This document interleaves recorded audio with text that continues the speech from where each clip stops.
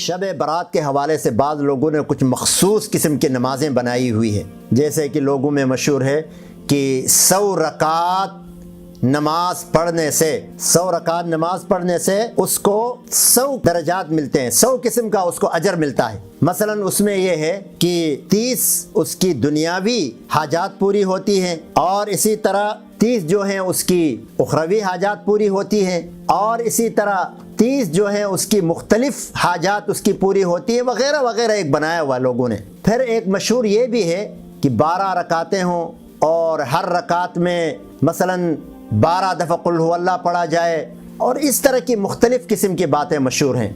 تو میرے بھائیوں، ایسی کوئی مخصوص عبادت نہیں ہے۔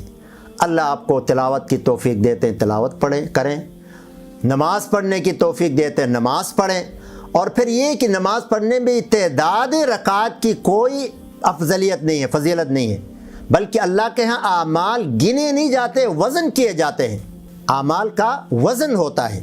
تو اس لیے آپ بے شک 2 رکعت پڑھیں، لیکن انتہائی خشوع، خضوع، توجہ اور تضرع اور اللہ کو حاضر ناظر سمجھ کر 2 رکعت پڑھیں۔ یہ 2 رکعت ان 2 رکعتوں سے، ان 12 رکعتوں سے بہتر ہے جس میں خشوع خضوع نہ ہو، جلدی میں بس تعداد پوری کرنے کی فکر ہو۔ اس کی بالکل ہی ان 12 رکعت سے یہ 2 رکعت افضل ہیں۔ اگر آپ کو اللہ تعالیٰ اس توجہ کے ساتھ 2 کی توفیق دیتے ہیں، 4 کی دیتے ہیں، جتنی دیتے ہیں، وہ توجہ کے ساتھ جتنی ہے وہ ساری بہتر ہے۔ لیکن بغیر توجہ کے آپ 100 بھی پڑھیں تو ان بغیر توجہ والی 100 سے 2 رکعت توجہ والی نماز افضل ہے۔